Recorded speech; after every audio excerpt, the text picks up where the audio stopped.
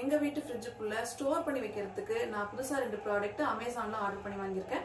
அது என்னன்னு பார்க்கலாமா வாங்க. இப்போ இது வந்து பாத்தீங்கன்னா ஒரு 24 எக் வச்சுக்கிற மாதிரி பாத்தீங்கன்னா ஒரு 6 4 24 எக் வைக்கிற மாதிரி நம்மளுக்கு அந்த மாதிரி ஒரு ஸ்டோரேஜ் பாக்ஸ்.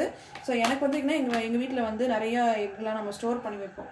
எங்க வீட்டுல வந்து பாத்தீங்கன்னா நாங்க நிறைய எக் பல்கா வாங்கி வைப்போம். ஒரு 30 முட்டை அப்படியே வாங்கி வச்சுப்போம். மீதி 6 எக் ஸ்டோர் பண்றதுக்கு வீட்லயே அந்த ஃப்ரிட்ஜோட அட்டாச் பண்ண மாதிரி ஒரு அந்த எக் பாக்ஸ் மாதிரி கொடுத்துருப்பாங்க இல்லையா, ரேக்ல வைக்கிற மாதிரி. ஸோ அது இருக்கு. ஸோ அதில் ஸ்டோர் பண்ணிக்கலாம். இதுல வந்து பாத்தீங்கன்னா 24 எக் வச்சுக்கலாம்.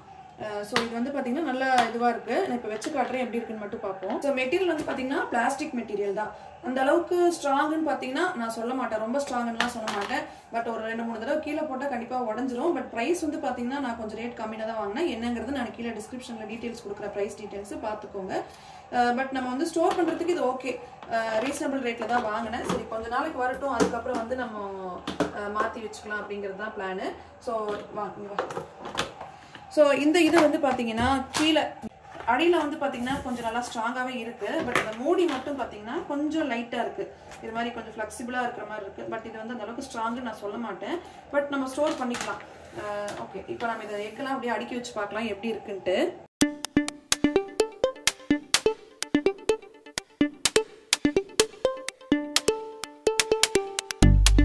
சரி, இப்போ வந்து பார்த்தீங்கன்னா இது வந்து அந்த அளவுக்கு ஷேக் ஆகுறது கிடையாது.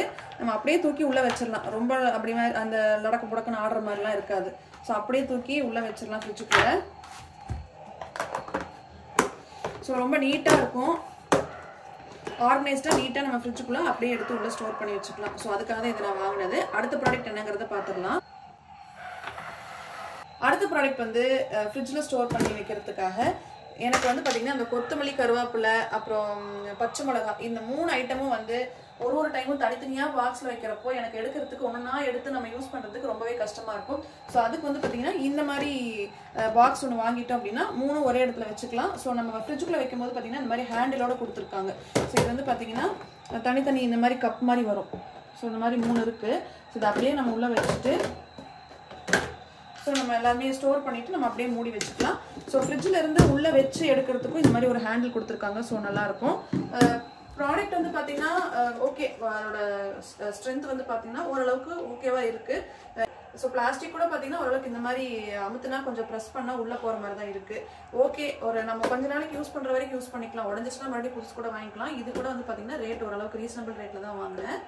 ஸோ இப்போ அதை ஸ்டோர் பண்ணிடலாம்.